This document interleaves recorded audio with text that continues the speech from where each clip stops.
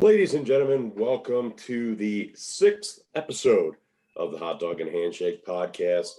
Tonight, we have a guest who I never thought we would have on. In fact, I asked for Brandon Cuttler from AEW, and instead I got Nick Cuttler from GNC. It's the last time I order off of Wish.com.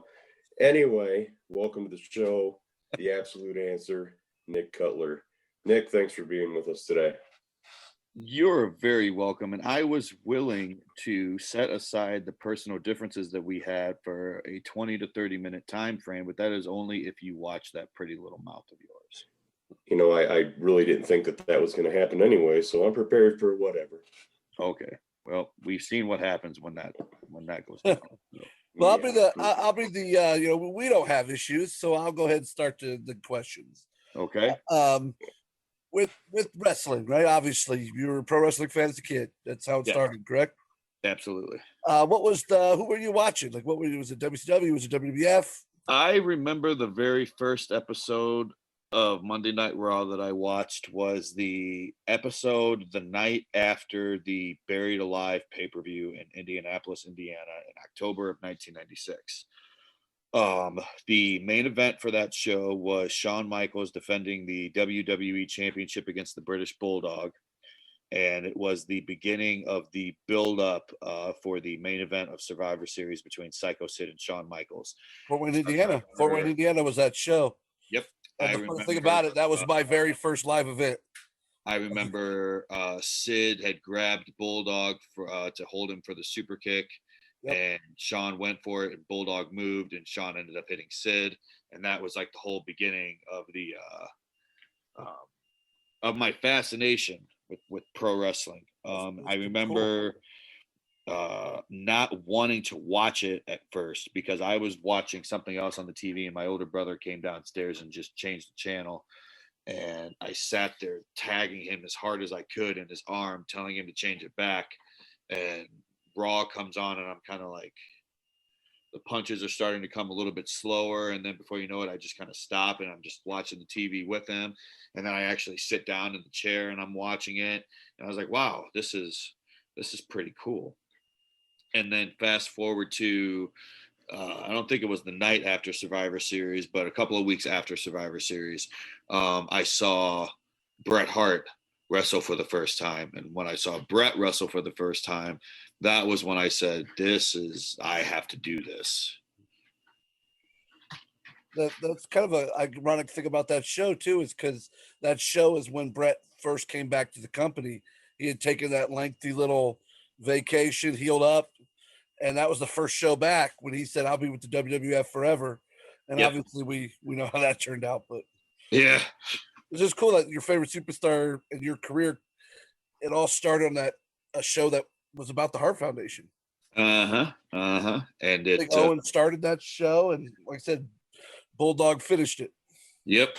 And I've had a fascination with Bulldog since then too. So especially getting into bodybuilding later on in life, and just always being a fan of the guys that looked the part. I understand that not everybody can look like a bodybuilder, but I feel like everybody should look like they can. Am I allowed to curse? Yep. Everybody should look like they can knock somebody's dick off. So if I don't think that, and no disrespect to Dolph Ziggler, he's an amazing performer, but I remember being at Raw and having him walk by me backstage, and I remember turning and looking at my buddy and being like, I'll fight fucking Dolph Ziggler for his spot right now. I will fight him for his spot, and if I beat his ass, I get to be the fucking world heavyweight champion.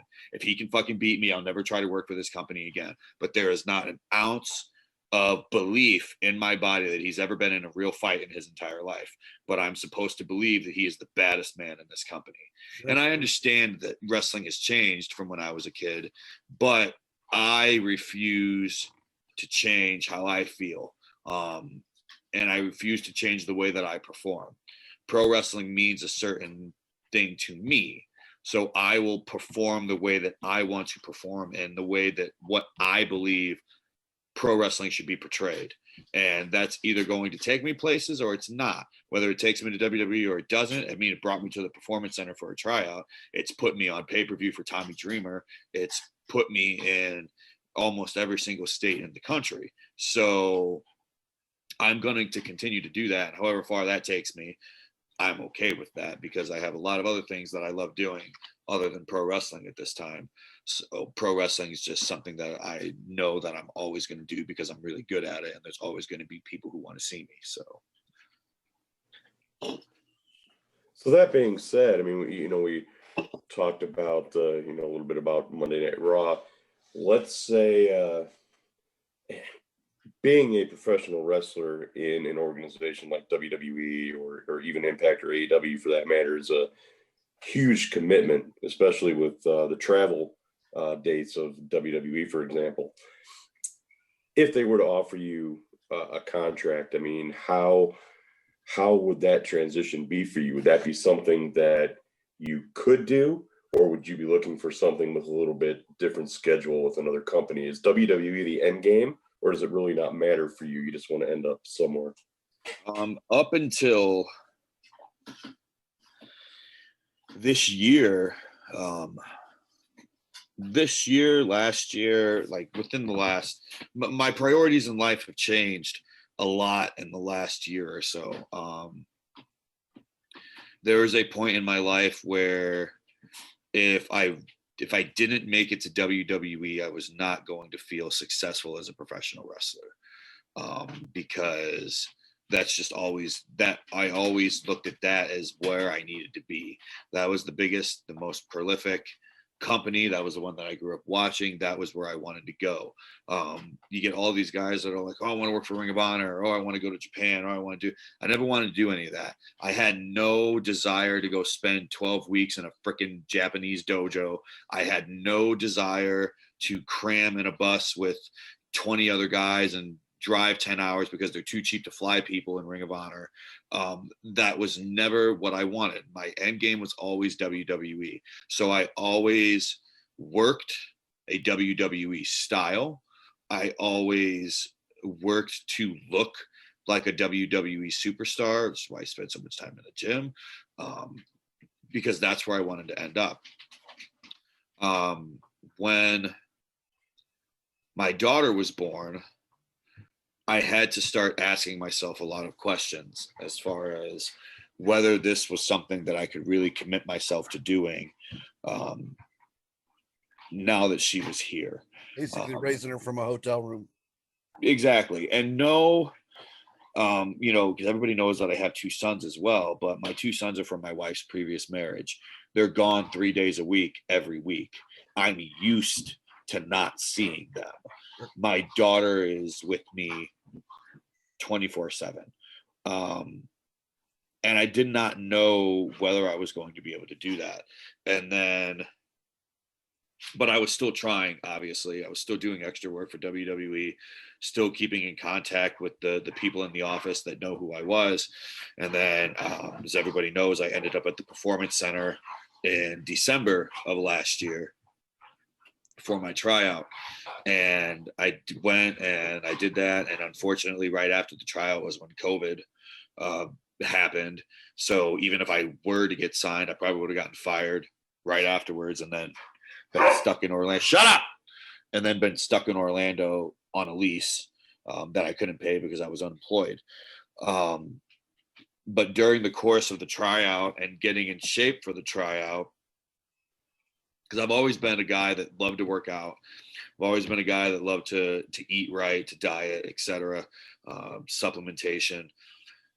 But I had never really stuck to a concrete, definite routine ever before. I ate clean, but if I wanted to eat something, I would.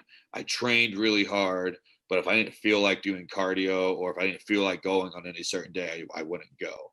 And that's still training and dieting like that. I still looked better than a lot of guys on the independent circuit today. Let's be real. But when I got the opportunity to try out for WWE, I was like, okay, I really need to buckle down and I need to stick with this routine. I need to stick to this diet. I need to stick to these supplements. I need to stick to this training regimen. And I did.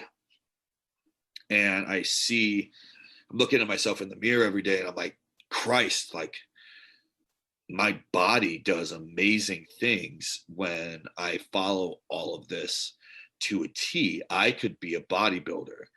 Like I feel like I could be a bodybuilder. And I made the decision before I even went to Orlando that I wanted to compete in a bodybuilding show in 2020. So I had the tryout, but then I continued prepping for a bodybuilding show. Long story short, show was supposed to be in May, then it got moved to July, then it got moved to October. So I ended up a 16-week prep, which is typical time for a bodybuilding prep, lasted 10 months instead of 16 weeks. But I absolutely fell in love with the process. And then I went to the show and I absolutely loved the environment. I love pro wrestling, but I hate the pro wrestling business. It's how I like to explain to people. I have a lot of acquaintances, but very few friends because too many people are just in it for themselves. Worry And about their spot. will play. And I understand. I get it. It's a, if it's not my spot, it's your spot and vice versa. I understand that. But I guess I'm just capable of separating business from friendships, and a lot of people aren't. And I've seen a lot of shit. I have no issues with speaking my mind on certain things anymore because I don't care. I saw the last group of recruits. Like, shut up! I saw the last group of recruits that got hired, and a lot of them look like pubescent little boys. And I'm just like, this isn't the pro wrestling industry that I fell in love with. Yeah. And these guys are getting hired by the company that I at one point wanted to work for. Like, what the hell are they doing? And then and then one day I was leaving for the gym, which I'm usually there between my workouts and my clients' workouts, 2 to 3 hours a day. And then I'm getting ready to leave, and my daughter came up to me, and she asked if I was leaving, and I said, yes, I'm going to the gym. And she started crying and telling me that she didn't want me to go. And I had to ask myself, you don't want to leave for 2 to 3 hours right now because this little girl is crying. What are you going to do when you have to leave for 2 to 3 days or 2 to 3 weeks? Independent wrestling, I'm gone for maybe a day or two at a time. And that is once in a great while. Then I'm gone overnight. Bodybuilding, I'm gone for one weekend every 4 months. WWE is no longer my goal in pro wrestling. My goal in pro wrestling is to make money doing what I do. And that doesn't need to be hundreds of thousands of dollars a year. That can be my, $100 a weekend plus transportation. It's still making money, and it allows me to be home at night with my family. And that, to me, at this point in my life, is more important than making six figures for a company that doesn't really give a shit about its talent. And that's another reason why I'm not really no longer interested in going there. Is I have friends that work there, and I've had conversations with the upper management who make all of these decisions, and it's not a very friendly environment. Even for pretty miserable. Exactly. One of my best friends in the business is Dave Hero. And I was talking with him about it, and he's just like, dude, he's like, I understand the money's good. You don't have to worry about anything, but you can't put a price on your happiness. And there's so many guys there that are trying to leave, but can't because they won't let them out of their deals. It's not something that you want to do. So I would never say never. But it would have to be a pretty sweet situation to get me to agree to be away from my family for that amount of time. Well, let's take a little step back here, because you were talking about getting involved in bodybuilding. You didn't come out of your competition, Wings of Strength, empty-handed. You came out with with a little present there. Tell Yeah. everybody what you came back home with. I competed in the true novice division, which there's two different novice divisions that you can compete in. There's the true novice, which is I've never having competed in an NPC bodybuilding show ever, which is what I did. And then there's the novice division, which is you've competed before, but you've never placed top 10 in your weight class. Originally, I was going to do the true novice division and the open class, which the open class, you're separated by your weight class, obviously, but everybody's on stage at the same time. And if you place top 2 in your open class, then you qualify for nationals. And if you go to a national show and you win your weight class, you are officially a professional bodybuilder. And at that point, you compete for money. And that is my goal at this point, is to win my bodybuilding pro card. Originally, I was going to do the open and the true novice. I had a situation where the sponsor that I had that was going to be paying for my registration fees kind of went AWOL before they paid, but after they were put on the hoodie, of course. And when this happened, I had enough sponsorship money left to pay for one weight class. And I spoke with my coach, who is Drew Donovan out of Drew Donaldson, excuse me. Drew Donovan was his pro wrestling name. He's out of Tampa, Florida. He works for the MI40 gym and that Ben Pekulski, IFBB pro bodybuilder, owns. I spoke with him and I'm like, look, this is the situation. I have enough sponsorship money to pay for one class. I don't want you to bullshit me. What do you think I should do? And he's like, honestly, no bullshit. I think that you should do just the true novice and not the open division. And here's why. Your prep has lasted 6 months longer than it should have. So your hormones are shot right now. Your metabolism, your endocrine system, everything is just pretty much run to the ground. So even with doing what you're doing, you're not going to, it's not that I wasn't going to be at my best, but I was tired. My body was tired because your body's just not supposed. There's a reason why bodybuilders only do a 4-month prep. They do a 4-month prep and then they try to hit as many shows as they can within like a 3 to 4 week time frame while their body is in that condition, because staying that low body fat and being on that much supplementation for that long causes internal and just mental damage. So at this point, he's just like, your prep has gone long, 6 months longer than it should have. With all of the shows in the country that are being canceled, a lot of guys are going to be coming to this show and trying to use it to qualify for nationals because their show got canceled, which, not that I couldn't hang with them, but it's gonna be big dudes. Yeah, exactly. You never know who's going to show up. And again, with the COVID situation and all these other shows getting canceled, some of the guys that were there were, I mean, the guy that beat me outweighed me by like 20 pounds. It was absolutely insane. I was just like, shit. And it was, like I said, he was in the same division as I was. It was his first show. Sure. And he just looked like a genetic freak. And that's exactly what my coach meant. Like, you're going to have guys there that have been doing this a very long time. And this is like the show that they're using to qualify for nationals.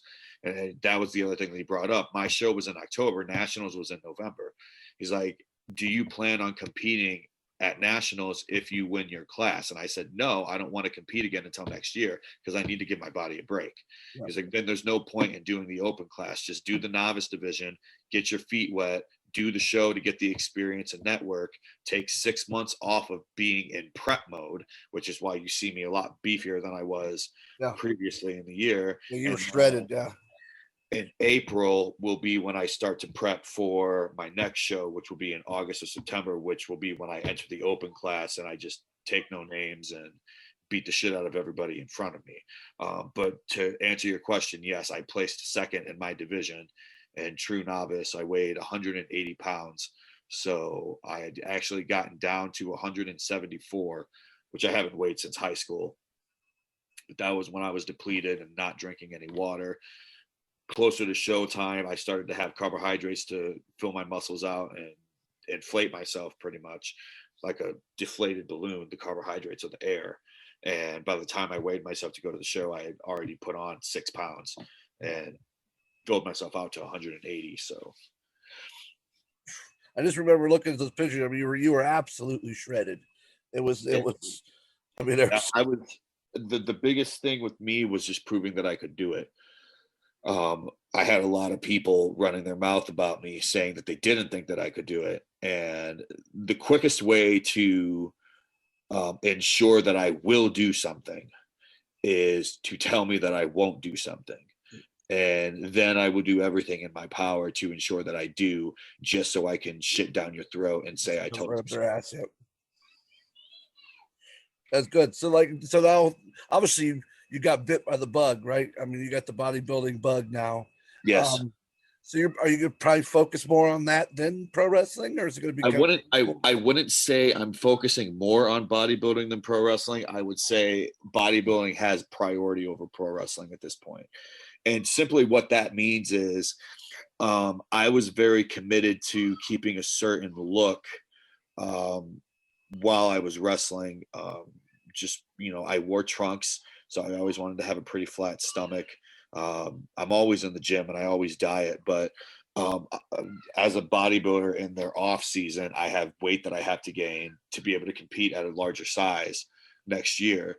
And pretty much the extent of me putting bodybuilding over wrestling is me saying, well, fuck, now I got to buy a singlet because I'm not going to hold back from the weight that I need to gain for bodybuilding, but I'm still going to wrestle, but I still, in my mind, need to maintain a certain look.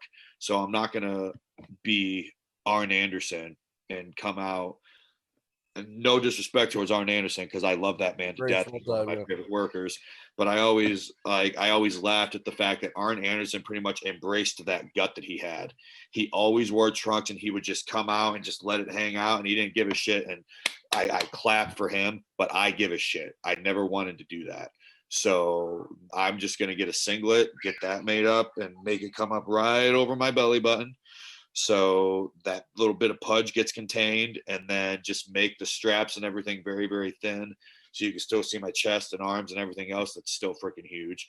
And then hit with the Ultimate Warrior frills. No, I don't do the frills. Yeah. That's good. I just remember watching you and just, being a friend of yours, just being so proud of the work that you put in and to see it pay off, because we were all heartbroken for you. I mean, every time you turn around, it was canceled, and you were just, at one point in time, I could see you looked pretty defeated. Like you just were trying and nothing was working. And to see you on that stage, you look like a Viagra pill with a face. I mean, you were that happy, you know what I mean? I was ecstatic, and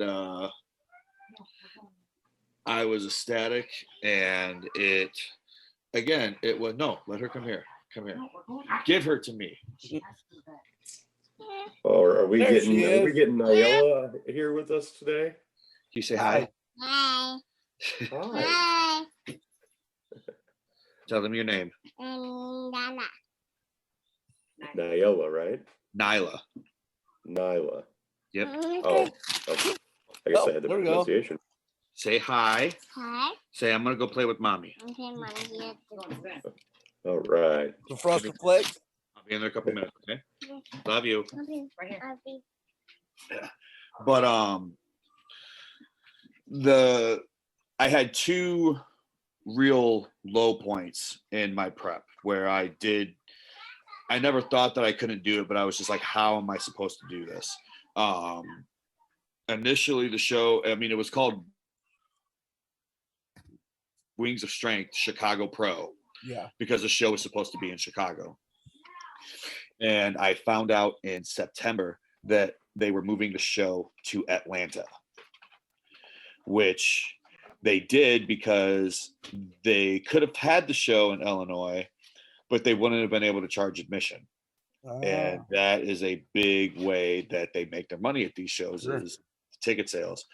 And I remember looking at my wife and just You guys live right outside of Chicago, correct? Exactly. It's less than an hour drive. So I was literally going to still work that day. I was going to work a half a day and then drive over there and do my registration and do my tan and everything, and then be there that Saturday. And so this is going to take time off. This is either a 10-hour drive or a flight.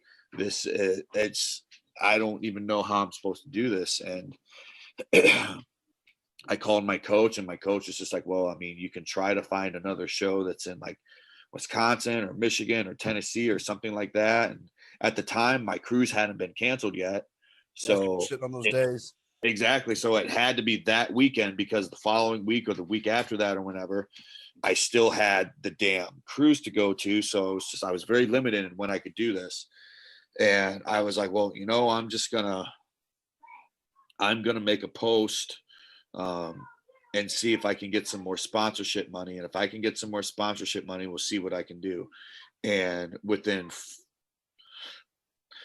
4 days, I had over $1,000 from people sending me sponsorship money to help me make the trip to Atlanta to ensure that I could still compete.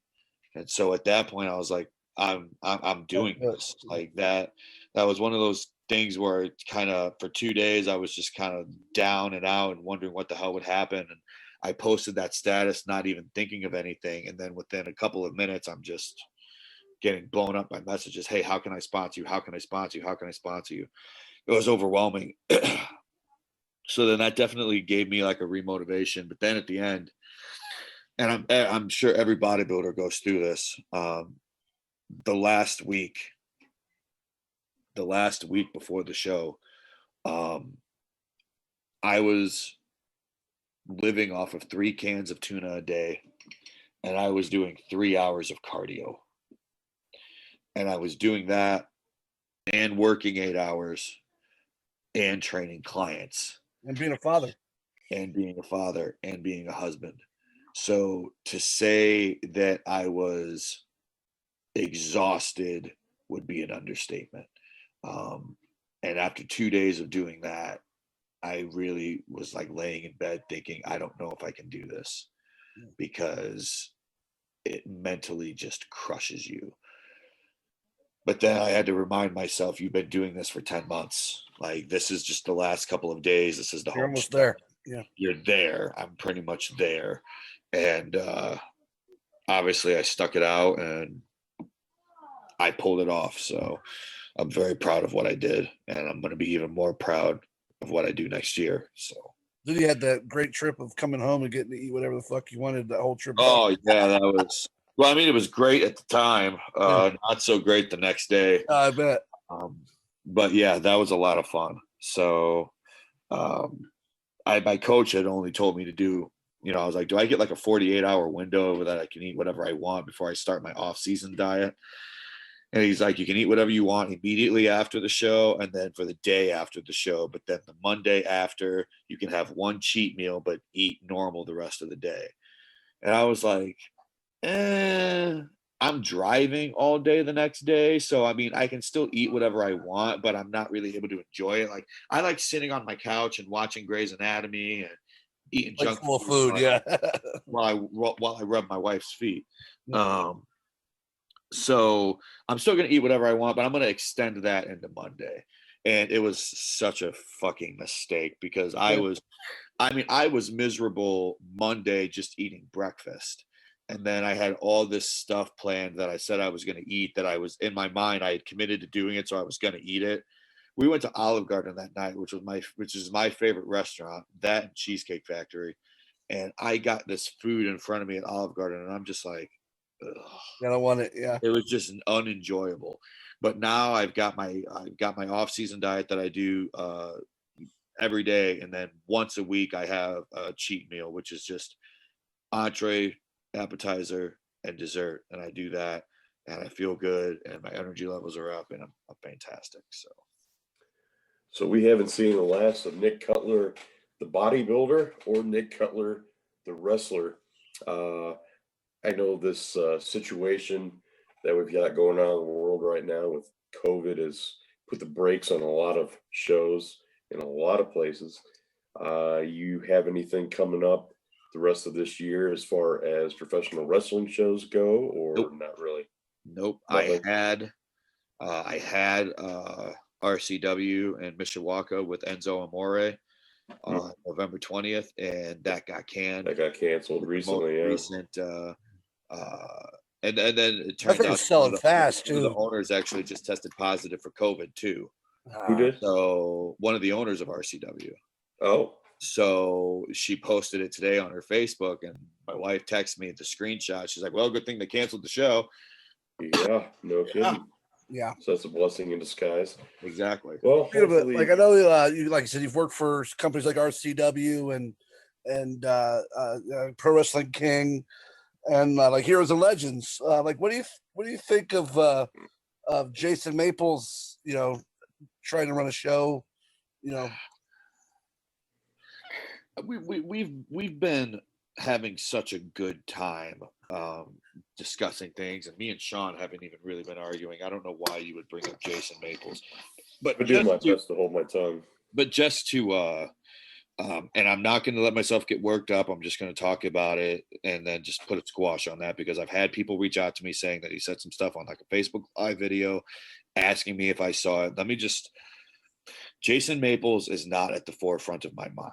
Okay. Jayson Maples is nobody to me. He is an employer who pays me a very handsome fee to perform for him 2 to 3 times a year. That is the extent, or should be the extent, of our relationship. But the fact remains that Jayson likes his favorites. Jayson has his people that he likes to represent his company. So Jayson does what he can to ensure that those people remain the face of his company. Guys like Drew Skills, guys like Congo Kong, who have been with him since the very beginning of his time. And I understand that. But here's the problem. I have beaten the faces of his company.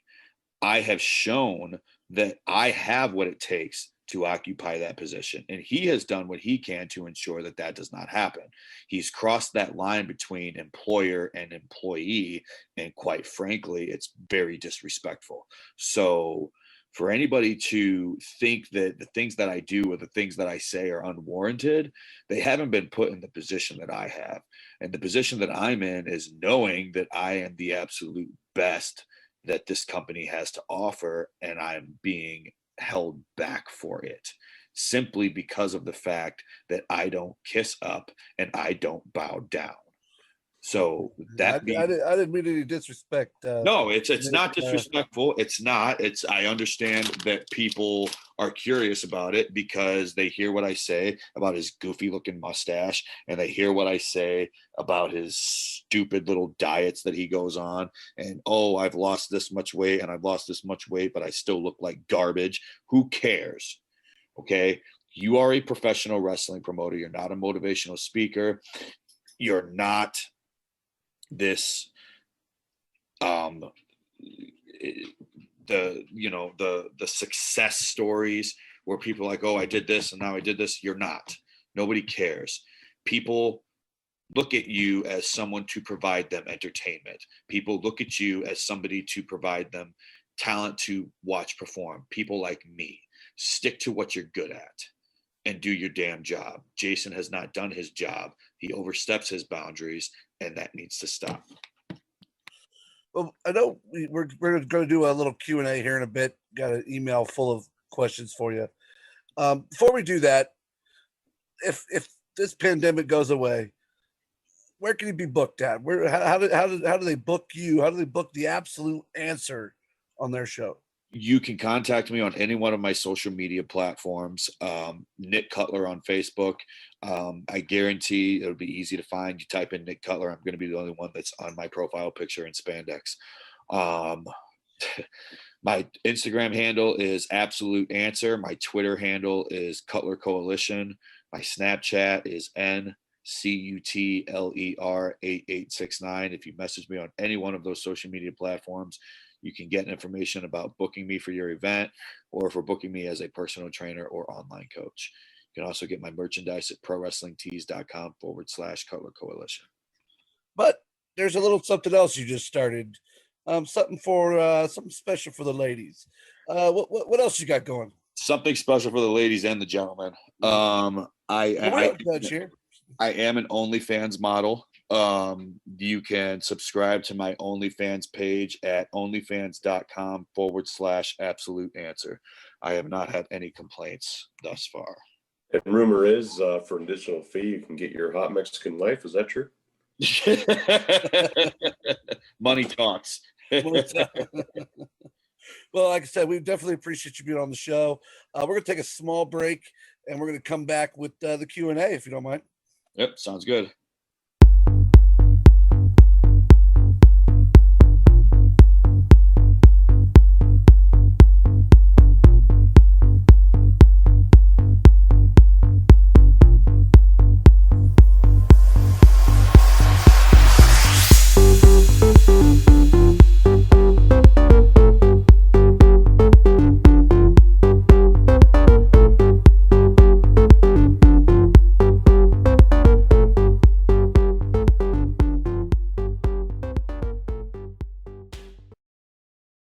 Ladies and gentlemen, welcome back to the Hot Dog and a Handshake podcast. We have reached our Q&A portion of the show. And I got to say, Nick, we've gotten a lot of emails in with questions for you about all kind of various hang on, looks like somebody's trying to call into the podcast. Hang on, wasn't where we were taking calls. Yeah, this is a new one. Hello, you're on the air with Hot Dog and a Handshake podcast. What is up, Coletta? Oh, it's Jayson Maples. Yeah, Jayson Maples, the owner of Heroes and Legends Professional Wrestling. Thanks for calling in. No, don't. No one's talking to you. No one's talking to you, Cuttler. No. See, I don't interrupt your pointless, rambling Facebook Live videos to come and talk to you. Why do you think it appropriate to enter my airtime to say whatever it is that you feel like you need to say? Why do you think it's appropriate to talk about my mustache? I happen to like it. Somebody has to. Right? The mustache is pretty much on point compared to the beard. Yeah. Well, I miss the beard. I meant Cutler's beard, not yours, Jay. Oh, mine was awesome. Covering up your face. Well, that's why you. So, Jayson, what brings you onto the show today? Well, yes, because don't waste anybody. So I'm just listening in to Cuttler spew this ridiculous verbiage and talking about everything that he thinks is important and just time and time again I see stuff on his Facebook page. Oh, I missed my cruise. I gotta drink another protein shake. God goodness, man, you talk about my stuff not being important on my page, dude. Like I actually I stopped following you because I was sick of watching all the garbage that you put on your Facebook. That's so cute. You say that you stopped following me, but yet you know everything that I post. It sounds to me like you're not only one of my bosses, but you're a fan as well, which you should be. Well, I wouldn't book you if I wasn't a fan of your work, Cuttler, but that's neither here nor there. So what? I just don't understand. It still stems back from the show at the Fort Wayne Coliseum where you grabbed me in front of my kids, and then you keep talking over and over again how you're gonna smack me up one side and down the other, smack my mustache off my face. And dude, it's really just it's irritating, and I just you're either gonna stop or I'm gonna stop you. Do you know what's irritating to me? The fact that I have beaten Congo Kong, the fact that I have beaten Jack Swagger, the fact that Ken Anderson wouldn't even show up to the building to face me, and yet when have I ever received a one-on-one opportunity for the Heroes and Legends Heavyweight Championship? I haven't. I was stuck in a cage with 3 other people, and your little buddy on your orders stopped me from winning that match. That is what this stems from. Actually, that wasn't on his orders. No. Don't interrupt me. The problem that you have with me is that you know whether you like it or whether you don't, that the days of having your personal favorites as champion are numbered because they're all just getting too old and past their prime. Me, Nick Cuttler, I'm the future of your company, whether you like it or whether you don't.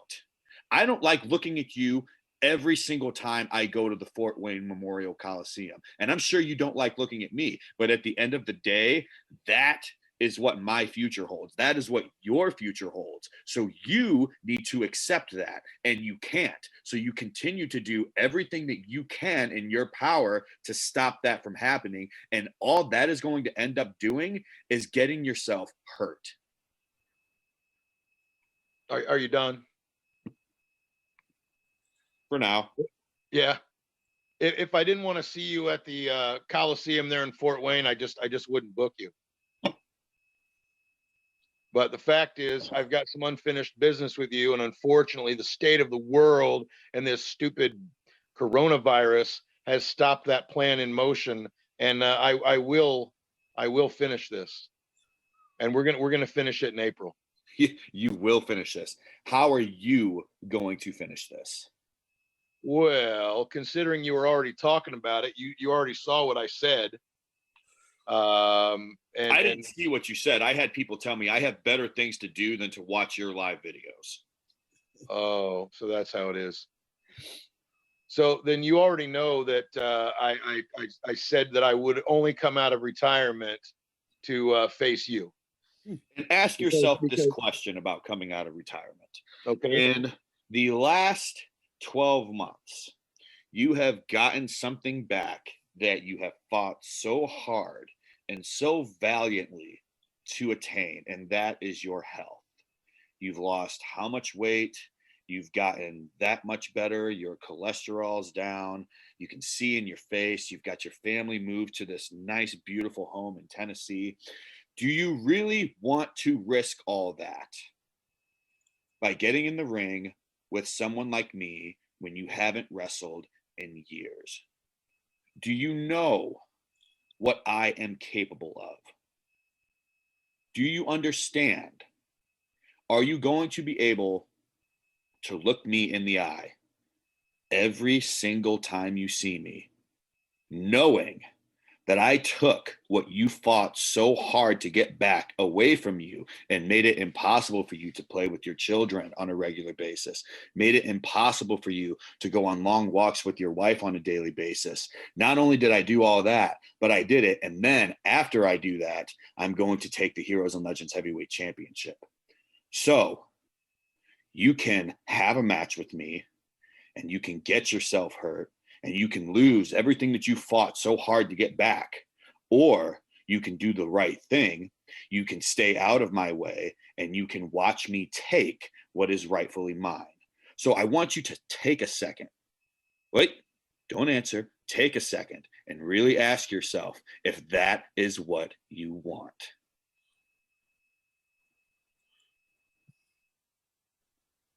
Yep, thought about it. And the next time I see you, it will be from across the ring. And I'm going to show you what you may have forgotten about. And the last 26 years of my experience and what I've done in the ring. And I'm going to teach you a few things, Nick Cuttler. I've probably forgot more things than you know. You and what army? Well, that's maybe a conversation for another day. Okay. If that's what you want, then that's what you want. You know, I don't want to step in on you guys. You know, I know you got some unfinished business, but you know, maybe we should take this conversation and put it on the shelf for another time.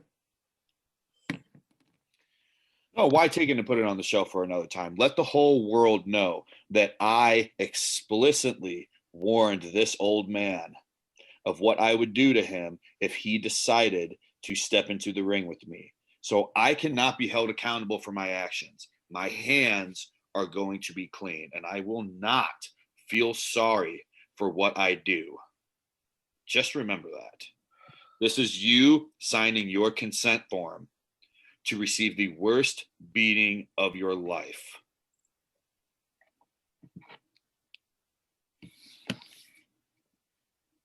And Jayson, any response to that? It looks like what we have here is a challenge made and a challenge accepted for Heroes and Legends in April. of next year. Anything you want to add to that, Jayson or Nick? No, I Well, think enough's been said tonight. I'll just tell Nick, brother, you if you've not been paying attention to my Facebook page, then I know you haven't seen me in person, so you haven't seen me in over a year, and you don't know what I'm capable of. You don't know the training that I've been doing, preparing myself for coming back to Fort Wayne, and I think you're going to write a check that you can't cash. I guess we'll see. Here's the legends, but get your tickets now.